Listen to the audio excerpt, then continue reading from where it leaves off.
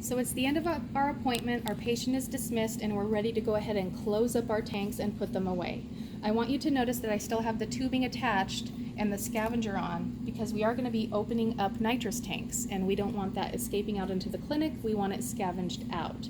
So maybe the student has gone ahead and wiped everything down, but we still do need this tubing attached while we're checking the final levels. Okay, what we want to do is, as we started with oxygen in our setup, we need to end with oxygen now. We're going to go ahead and go over to our nitrous side and we're going to close our tanks. Now let me make note that it's very important. You have to turn off and decompress nitrous first while the oxygen is still on. If you do oxygen first, you are not going to be able to adequately decompress the nitrous. So very important, at the end of your appointment, when you're putting these tanks away, you start with nitrous first. Okay, so what we're going to do is go ahead and turn off the nitrous tank after noting our level. Okay, so we had 750.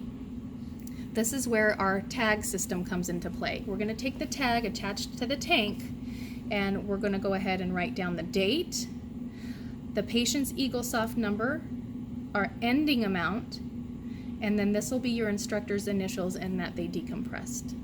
Okay, so 750. We've closed this, but again, remember, in order for everything to be done, the gauge has to read 0.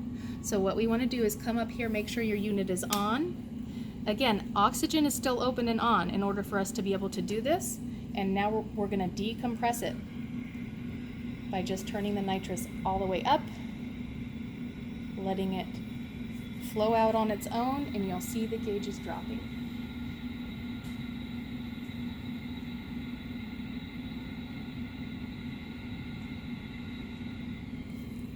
When the gauge goes down to 0, the flow meter ball will drop. We turn off the flow meter. Nitrous is done. It's turned off and decompressed.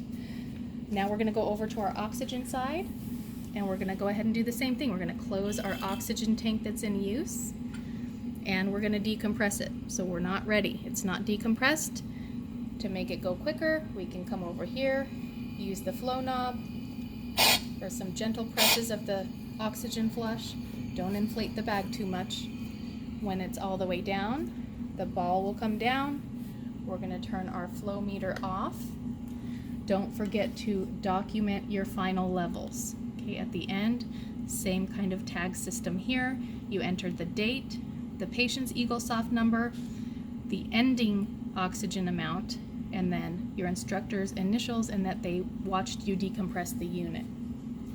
At this time, if the tubing and everything was wiped down with the cavi wipe, you can remove the tubing, get it back in its baggie, and you can go ahead and go back and put your tank back. One thing I always like to do is make sure these gauges all read 0. That means that everything is done and complete and decompressed, and these tanks can safely go back into the nitrous cubby. When taking the tank back into the closet, that's the time in which you would go ahead and replace any empty tanks, any empty oxygen tanks. If you got down to 0 on this tank over here, that's okay. You would document that you got down to 0, but you would go ahead and go in to the closet and change out this tank. We always want to have that new tank when we start in for our next patient. When putting on a new oxygen or nitrous tank, we want to make sure to go ahead and always open it up just to check for any kind of leaks, okay, up in here in the stem. If it's hissing, you'll know right away. You'll want to turn it off, decompress it,